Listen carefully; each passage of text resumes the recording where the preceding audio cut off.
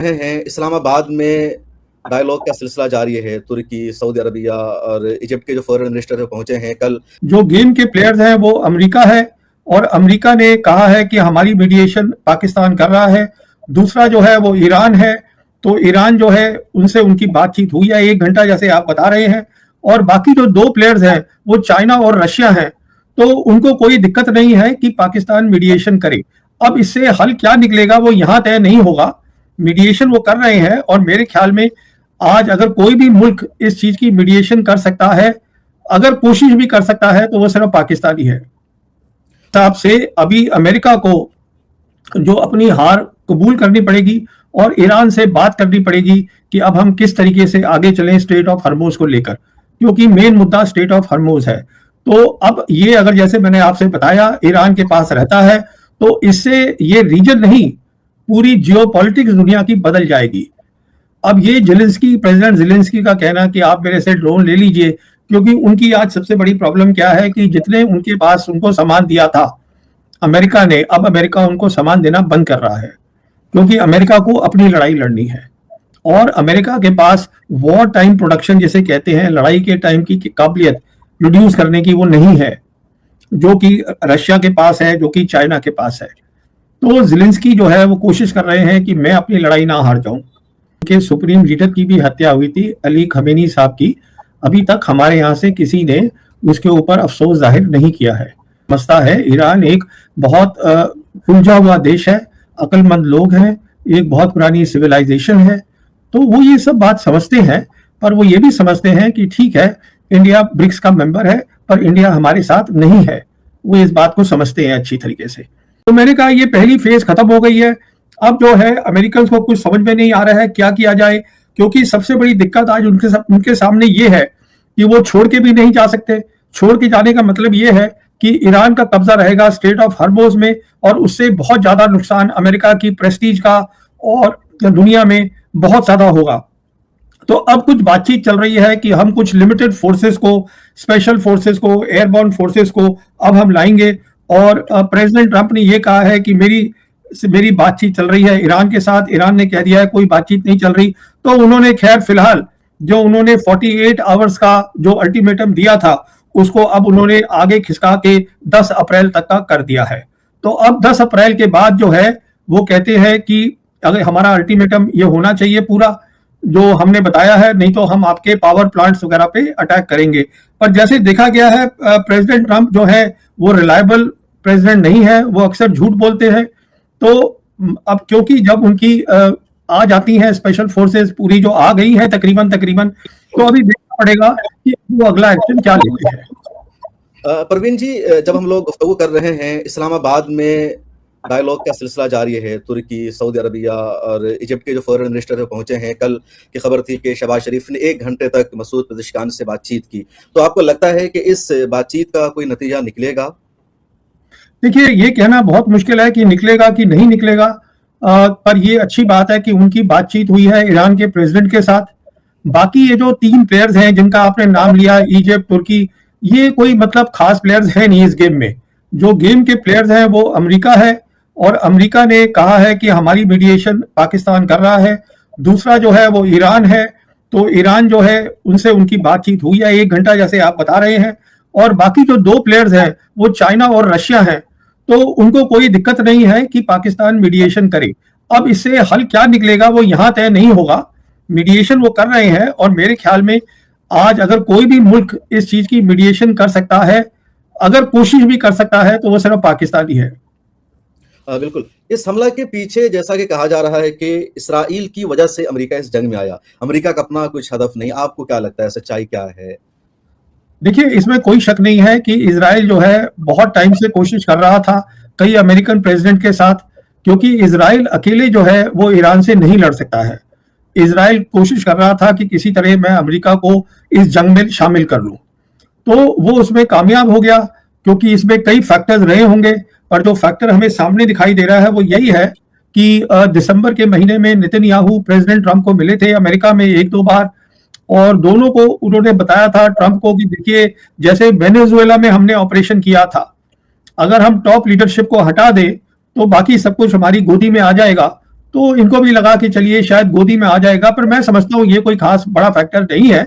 कुछ और भी फैक्टर रहे होंगे जिसके बारे में लोग अभी बात नहीं कर रहे हैं, जिसको कहा जाता है कि अमेरिका में इजराइल लॉबी बहुत स्ट्रांग है। कहा जाता है कि जो अमेरिका की पॉलिसीज है मिडिल ईस्ट के लिए, जिसे हम वेस्ट एशिया कहते हैं, वो इजराइल तय करता है। तो उसमें भी सच्चाई है, और कुछ वो और बातें भी हो रही है एप्स्टीन फाइल्स के बारे में। तो अब क्या है बात, वो कहना मुश्किल है, पर ये बात तय है कि अभी जब वो ले आया है प्रेसिडेंट ट्रंप को इस लड़ाई में, अब जब प्रेसिडेंट ट्रंप ने इसको पॉज दिया है लड़ाई को, नेतन्याहू ने साफ कहा है कि अमेरिका तय नहीं करेगा कि इजराइल कब लड़ाई को बंद करेगा, हम लड़ाई बंद नहीं करेंगे। ये जो वेस्ट एशिया है, खासतौर पर जिसको मिडिल ईस्ट कहा जाता है, इसका फ्यूचर अब क्या होगा? स्ट्रेट ऑफ हॉर्मुज से जिस तरह पूरी दुनिया का ताल्लुक है, 20% वहां से तेल जाता है, खासतौर पर जो गल्फ के देश है उनके लिए बहुत ज्यादा अहम है स्ट्रेट ऑफ हॉर्मुज। और अब ईरान कह रहा है कि उस पर हमारा कंट्रोल रहेगा। अब तक तो मुकम्मल तौर पर फ्री था, टैक्स लगाने की बात हो रही है। तो ये मामला आगे कैसे बढ़ेगा, इन मुल्कों पर क्या असर पड़ेगा? देखिए, ये जो वेस्ट एशिया है ये एक बहुत ही अहम इलाका है, क्योंकि इसका असर ऑलरेडी पड़ रहा है दुनिया के ऊपर, दुनिया की इकोनॉमी पर, ऑयल पर, गैस पर, फ्यूल पे, फर्टिलाइजर्स पे, पेट्रोकेमिकल्स पे, हर जगह फर्क पड़ रहा है। क्योंकि यहाँ से जैसे आप जानते हैं इतना तेल जाता है, गैस जाता है, फर्टिलाइजर जाता है। तो अगर ये अब जैसे ईरान के कब्जे में है, तो मुझे बिल्कुल नहीं लगता है कि ईरान के कब्जे से कोई खींच सकता है। मेरे हिसाब से अभी अमेरिका को जो अपनी हार कबूल करनी पड़ेगी और ईरान से बात करनी पड़ेगी कि अब हम किस तरीके से आगे चलें स्ट्रेट ऑफ हर्मुज को लेकर, क्योंकि मेन मुद्दा स्ट्रेट ऑफ हर्मुज है। तो अब ये अगर जैसे मैंने आपसे बताया ईरान के पास रहता है, तो इससे ये रीजन नहीं, पूरी जियोपॉलिटिक्स दुनिया की बदल जाएगी। जैसे आप जानते हैं कि आज दुनिया यूनिपोलर नहीं है। यूनिपोलर का मतलब सिर्फ एक बड़ी ताकत अमेरिका नहीं है। आज दुनिया मल्टीपोलर है, जिसमें 3 बड़ी बड़ी ताकतें हैं, वो अमेरिका है, रशिया है, चाइना है। तो इस मल्टीपोलर वर्ल्ड में ईरान के पीछे 2 बड़ी शक्तियां खड़ी हैं, चाइना और रशिया। तो पूरी दुनिया की जियोपॉलिटिक्स जो है वो इस एरिया से बदलेगी। इस एरिया की अहमियत ये है क्योंकि ये वो एरिया है जहां पहली बार मल्टीपोलर वर्ल्ड में अमेरिका डायरेक्टली किसी के साथ लड़ाई कर रहा है। क्या इस जंग में रूस और चीन खुलकर है ईरान के साथ? क्योंकि देखा जा रहा है कि ईरान की जो एयरफोर्स है वो ज्यादा मजबूत नहीं है और इसराइल टारगेट किलिंग करने में लगातार कामयाब हो रहा है ईरान में, और ईरान का जो फाइटर प्लेन है वो भी कोई ज्यादा सक्सेस नहीं दिखाई दे रहा। तो अगर रूस और चीन का सपोर्ट रहता तो शायद ईरान की एयरफोर्स इतनी कमजोर न रहती। देखिए, मैं जैसे आपको बता रहा था, ये सोच बदलनी है। आप ही नहीं कह रहे हैं, हिंदुस्तान में भी ये पूरी सोच बदलनी चाहिए कि 21वीं सदी की लड़ाई 20वीं सदी की लड़ाई नहीं है। 20वीं सदी की लड़ाई में होता है हवाई जहाज, उसमें होता है बहुत सारे टैंक्स हो, एयरक्राफ्ट कैरियर हो, बड़े बड़े जहाज हो। ये दूसरी लड़ाई है जहां पे कि स्पेस होती है। कुछ ऐसी चीजें हैं जिनके बिना लड़ाई नहीं हो सकती। उन चीजों में आज जो है चाइना पूरी तरीके से साथ खड़ा है ईरान के, रशिया पूरी तरीके से ईरान के साथ खड़ा है। मिसाल के तौर पे आप जाइएगा ऑपरेशन सिंदूर में। ऑपरेशन सिंदूर में जो हमारे एक जनरल थे, उन्होंने ये कबूल किया था जब ये ऑपरेशन सिंदूर खत्म हुआ था कि पाकिस्तान की साइड को हमारी साइड की पूरी जानकारी थी, विजिबिलिटी थी, उनको पता था कि हमारी कौन सी चीज कहाँ है। तो इसको लड़ाई कहते हैं आज। इसको हम बोलते हैं कैपेबिलिटीज। ये प्लेटफॉर्म की लड़ाई नहीं है। और दूसरी बात, जैसे मैंने आपसे बताया, ये हवाई जहाज की लड़ाई नहीं है। उसका कारण क्या है कि ये जो 2 मुल्क हैं, ईरान और इजराइल, इनके बीच का डिस्टेंस 1000 किलोमीटर है। 1000 किलोमीटर में अगर आपको हवाई जहाज ले जाना है और फिर उसको वापस लाना है, उसको अपने मिशन भी करने हैं, तो उसके लिए उसको रिफ्यूलर्स चाहिए होते हैं, रिफ्यूलर एयरक्राफ्ट। जबकि आप मिसाइल में इन सब की जरूरत नहीं पड़ती है।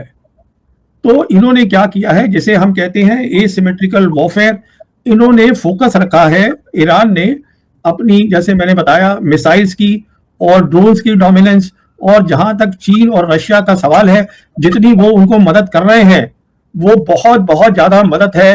ये हवाई जहाजों से मदद नहीं होती है। ये बात हमारे जितने भी एनालिस्ट हैं उनको ये समझनी पड़ेगी कि अमेरिका आज उसके पास 20वीं सदी लड़ाई की काबिलियत है, ईरान 21वीं सदी की लड़ाई लड़ रहा है। ये सबसे बड़ा फर्क समझने की कोशिश है। नहीं, आपने एक बड़ी बात बताई कि 21वीं सदी में लड़ाई का तरीका बदल गया है और 21वीं सदी की जो लड़ाई है मिसाइल की, उसमें ईरान आ गया, अमेरिका अभी भी पीछे है। अभी जो कल से खबर आई है कि यूक्रेन के सदर ज़ेलेंस्की ने मिडिल ईस्ट का दौरा किया और उन देशों से उनका मुआहदा हुआ, क्योंकि अब तक इनको जंग महंगी लग रही थी कि एक ड्रोन जो $20,000 का है, उसको इंटरसेप्ट करने के लिए इनका $1 मिलियन का मिसाइल जा रहा था। तो अब यूक्रेन ने अपनी टेक्नोलॉजी उनको दी है, तो क्या इसकी वजह से जो नुकसान हो रहा था अमेरिका का या गल्फ के देशों का कम होगा और अंदाजा है लड़ाई लंबी चलेगी या ये कोशिश कामयाब नहीं होगी? देखिए, ये कहना अभी गलत होगा। ये बिल्कुल अभी मतलब तय नहीं कर सकते आप ये लड़ाई जल्दी खत्म होगी कि नहीं होगी। पर ये कहा जा सकता है कि ये जो लड़ाई है, यूक्रेन की लड़ाई के कंपैरिजन में हर जगह ये लड़ाई हो रही है। ये लड़ाई हो रही है क्या कहते हैं स्ट्रेट ऑफ हॉर्मुज़ में, ये लड़ाई हो रही है अमेरिकन बेसेस में जो जीसीसी कंट्रीज में है, और ये लड़ाई बहुत तेजी से, जिसे हम कहते हैं हाई इंटेंसिटी वॉरफेयर, वो हो रही है और हर जगह हो रही है। तो ये कहना अभी कि अब वो अपनी ग्राउंड फोर्सेस लाएंगे नहीं लाएंगे, ये हमें मालूम नहीं है। अब ये प्रेसिडेंट ज़ेलेंस्की का कहना कि आप मेरे से ड्रोन ले लीजिए, क्योंकि उनकी आज सबसे बड़ी प्रॉब्लम क्या है कि जितने उनके पास उनको सामान दिया था अमेरिका ने, अब अमेरिका उनको सामान देना बंद कर रहा है, क्योंकि अमेरिका को अपनी लड़ाई लड़नी है। और अमेरिका के पास वॉर टाइम प्रोडक्शन जिसे कहते हैं, लड़ाई के टाइम की काबिलियत प्रोड्यूस करने की वो नहीं है, जो कि रशिया के पास है, जो कि चाइना के पास है। तो ज़ेलेंस्की जो है वो कोशिश कर रहे हैं कि मैं अपनी लड़ाई ना हार जाऊं, इसलिए वो यहाँ पे आके बता रहे हैं। पर देखिए, बोलना और फिर काम होना, उसका इस्तेमाल करना, इस सब में टाइम लगता है, यह अचानक नहीं हो जाता। तो इस पे निर्भर करेगा कि ग्राउंड फोर्सेस आती हैं नहीं आती हैं। जैसे मैंने कहा, एक फेज लड़ाई का खत्म हो चुका है जिसमें अमेरिका की शिकस्त हो चुकी है। अब प्रेसिडेंट ट्रंप के ऊपर है, वो तय करेंगे दूसरी फेज मुझे करनी है नहीं करनी है, क्या मेरा ऑब्जेक्टिव होगा, और उसमें फिर ज़ेलेंस्की का रोल हो सकता है, पर उसमें वक्त लगेगा। इंडिया इस पूरी लड़ाई में, इस पूरे क्राइसिस में आपको कहाँ नजर आ रहा है, किसके साथ इंडिया अभी खड़ा है? देखिए, इंडिया जो है वो पहले से ही सबको मालूम था। इंडिया ब्रिक्स का भी मेंबर है और ये भी मालूम था इंडिया की पूरी फॉरेन पॉलिसी अमेरिका और इजराइल के साथ जुड़ी हुई है। पर हुआ क्या है कि 28 फरवरी को लड़ाई शुरू हुई है, 25 को प्रधानमंत्री मोदी चले गए इजराइल। तो जब आप ऐसे वक्त इजराइल जाते हैं जहां पे कि दुनिया को दिख रहा था कि प्रेसिडेंट ट्रंप अपने जहाज और बाकी सब चीजों को इकट्ठा कर रहे हैं, तो आप लड़ाई में एक साइड के साथ जुड़ जाते हैं। तो अब आप न्यूट्रल नहीं रहते। अगर आप अपनी एक साइड तय कर लें लड़ाई से कुछ पहले, तो आप न्यूट्रल तो रहे नहीं। तो अब सवाल ये है, आपका तो कोई रोल ही नहीं है इसमें। आप यही कर सकते हैं जो कि हो रहा है कि जयशंकर और प्रधानमंत्री जो है वो जीसीसी के कभी कतर से बात कर लेते हैं या कभी सऊदी के प्रिंस से बात कर लेते हैं। इन लोगों की कोई अहमियत नहीं है इस लड़ाई में, इन लोगों की कोई अहमियत नहीं है। और ये सब जो है निर्भर कर रहे हैं अपने कि हम रहें on the American military power. तो इंडिया ने अपनी फॉरेन पॉलिसी, गलत फॉरेन पॉलिसी होने के कारण हमें बहुत नुकसान हो रहा है। इंडिया का ईरान से अच्छा रिश्ता था, इधर 1 सालों में धीरे धीरे तब्दीली आई। तो जंग के दौरान इसराइल से रिश्ता बढ़ा के रखना, पहली मरतबा पीएम मोदी ने 13 मार्च को बात की ईरान के सदर से, और उस वक्त भी उनके ट्विटर पर था कि डीप कंसर्न है, टेंडम का लफ्ज भी उन्होंने इस्तेमाल नहीं किया था। तो ईरान से बातचीत करने में इतनी देरी क्यों हुई भारत सरकार को? मैं वही आपसे कह रहा हूं कि हमने अपनी साइड चुन ली है। इसलिए जब उनके सुप्रीम लीडर की भी हत्या हुई थी, अली खमेनी साहब की, अभी तक हमारे यहाँ से किसी ने उसके ऊपर अफसोस जाहिर नहीं किया है। और वो एक बहुत बड़ी बात है, क्योंकि अली खमेनी जो है वो शिया के लीडर नहीं थे, वो पूरे इस्लामिक उम्मा है, वो उनके लीडर थे। तो इसमें, और ये ईरान इन बातों को समझता है। ईरान एक बहुत उलझा हुआ देश है, अक्लमंद लोग हैं, एक बहुत पुरानी सिविलाइजेशन है। तो वो ये सब बात समझते हैं, पर वो ये भी समझते हैं कि ठीक है, इंडिया ब्रिक्स का मेंबर है पर इंडिया हमारे साथ नहीं है। वो इस बात को समझते हैं अच्छी तरीके से। तो अभी जो है आगे चल के पता चलेगा, इस जैसे ही लड़ाई खत्म होती है, ये लड़ाई कैसे खत्म होगी, उसके बाद तय होगा कि इंडिया की प्रेसिडेंसी कैसे लगेगी। ब्रिक्स की इस साल हमारे पास प्रेसिडेंसी है, तो मेरे हिसाब से हमारी प्रेसिडेंसी अच्छी नहीं हो सकती। बट ईरान ने तो इंडिया का साथ दिया, जैसे स्टेट ऑफ हॉर्मुज़ से इंडिया के जो टैंकर्स है उनको गुजरने की परमिशन दी जा रही है। पिछले दिनों अब्बास सिरागची ने भी कहा कि इंडिया और ये सब हमारे फ्रेंडली नेशन है, तो इनके जहाज़ों को गुजरने दिया जाएगा। देखिए, ऐसा है, ये प्रोफेसर मोहम्मद मरांडी हैं जो उनके अनऑफिशियल स्पोक्स पर्सन हैं, तेहरान के बहुत रिस्पेक्टेड इंसान हैं, आप उनके जरा वो जो कह रहे हैं उनको आप सुनिएगा, तब आपको पता चलेगा कि ईरान जो है उनको इतनी छूट इंडिया को नहीं दे रहा है जैसे कि वो चाइना या रशिया या पाकिस्तान को दे रहा है। हमारे को उन्होंने तीन वो हमारे जैसे वो बोल रहे हैं 3 टैंकर हमारे पास थे उनके, तो उसके बदले में उन्होंने 2 जहाज जाने दिए। अभी भी हमारे 10 या 12 टैंकर जो है वो कई दिनों से वहीं पड़े हुए हैं, वो क्रॉस नहीं कर पाए हैं। तो ईरान जो है, ईरान बोल रहा है कि हम जाने देंगे, पर ईरान की ऑब्वियसली कुछ कंडीशंस भी होंगी, क्योंकि हमको वो अभी इंडिया को ना तो एनिमी की कैटेगरी में रख रहा है और ना उस कैटेगरी में दोस्तों की रख रहा है जिसमें रशिया, चाइना और पाकिस्तान है।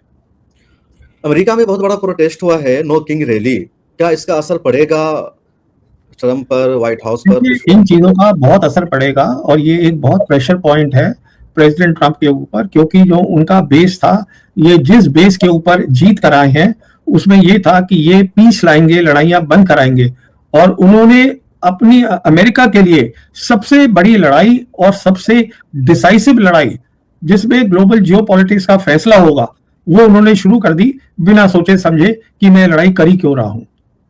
दोस्तों, हालात जिस टच पर पहुंच चुके हैं वहाँ एक बात तो बिल्कुल वाज़ेह हो चुकी है कि दुनिया के बड़े बड़े ताकतवर ममालिक भी अब इस बहरान को संभालने में मुश्किलात का शिकार हैं। लेकिन ऐसे वक्त में पाकिस्तान का किरदार एक बार फिर सामने आया है।